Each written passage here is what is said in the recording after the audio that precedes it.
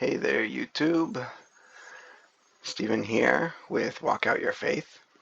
I wanted to talk a little bit about the story of Ruth and this incredible Bible code. I don't know if you've heard anything about Bible codes. There's all kinds of weird conspiracy theories and stuff about how they predicted Barack Obama being president or how they predicted the September 11th attack, things like that. Maybe some of that's true. Maybe it's just some far-fetched ideas. I'm not really sure. But this one I am sure about. It's undeniable to me.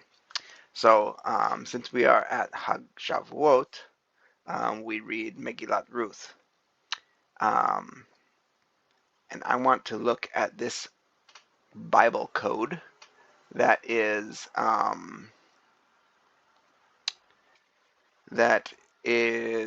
from Genesis 38. It is from the story of Judah and Tamar. And if you're familiar with it, Judah and Tamar, they are, that whole story, they eventually become ancestors of Boaz.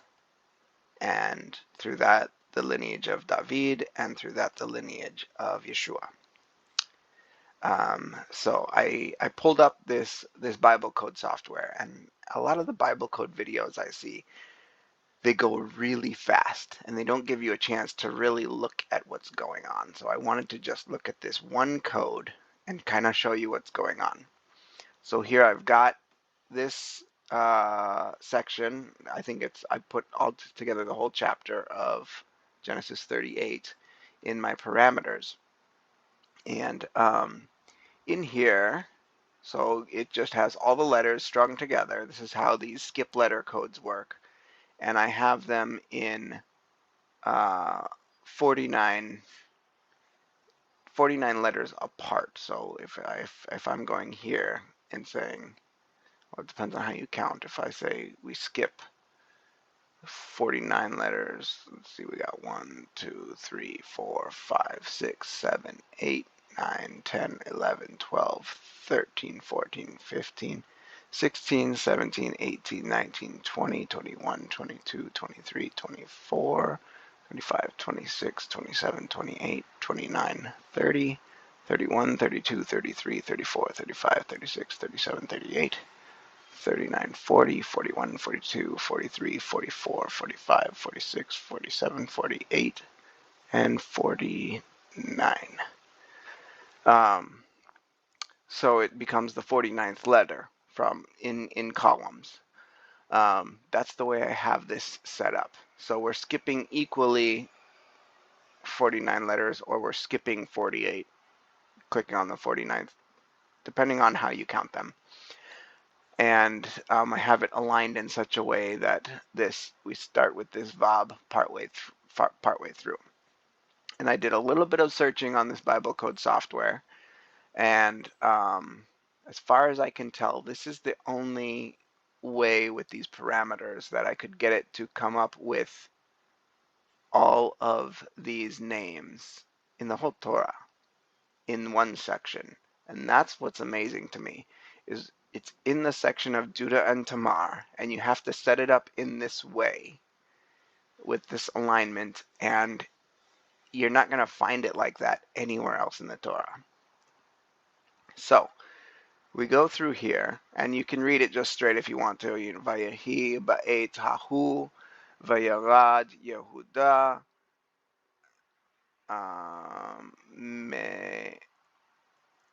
me'et achiv, vayet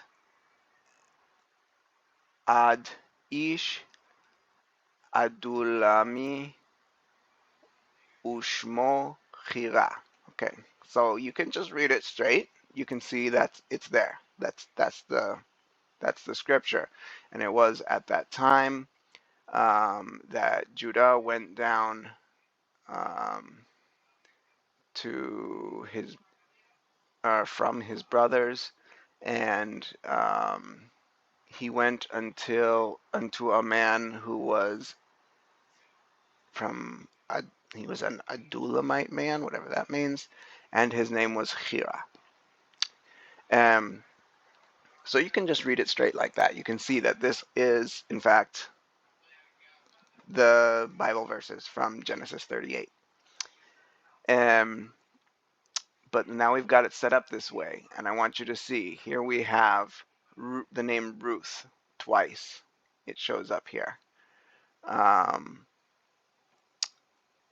But then here's what's most interesting. So Ruth is kind of off here by herself, and it's spelled backwards. For some reason, all the names in here are backwards, and I'm not sure why that is. I mean, David and Yishai, they're backwards, they're forwards, they're the same. For the sake of this one, I'm going to say that all the names are backwards, since the other 3 names in here, other 4 occurrences of names, are backwards in this code. I don't know what that means. I think it means something. If the name is forward or backwards, I think it does have a meaning. I don't know what it means in this case. But here we have, in order, Boaz, and then Oved, and then Yishai, and then David. And here we have twice Ruth, Ruth and Ruth.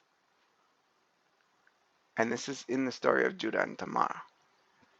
So what's the time difference between when this happened? So the story of Judah and Tamar happened sometime during the time of Yosef, when shortly, during this time when Yosef was in Egypt, during this time of famine, and or maybe before the famine started. And then this was all written down by Moshe, 400 years later, let's say. But then the actual story of Ruth happens much later than that. I don't know the time period. We have Ruth all the way up to David. We have Ruth, Boaz, Oved, Yishai, David. We have the ancestors of the people in this story named here in this story according to this code. To me, that's something that can't be ignored. It's not some conspiracy theory. It's not some far-fetched thing. Like, search for it. Look for any other place where you can find all these names together in a code this way, and you're not going to find it. It's only right here in Genesis 38 in this story of Judah and Tamar.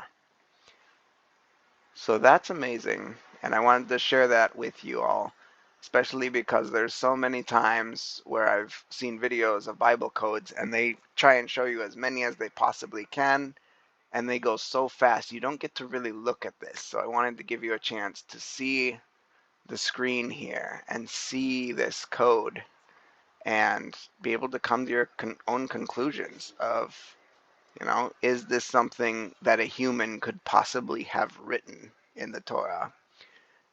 If so, they must have been like an autistic savant or something to be able to do it this precisely. I just don't believe personally that that would be humanly possible to write something like this inside this story in this way.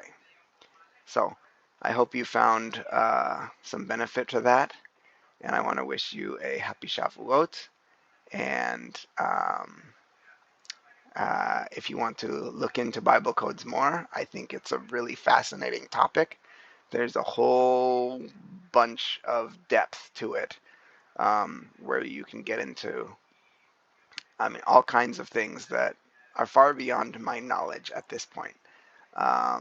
But I think it's a worthwhile endeavor to show the validity of the Torah, and that even if one of these letters was omitted, we would have a problem. Like, the code wouldn't work. If even one letter was omitted or one letter was added, we wouldn't be able to maintain these types of codes.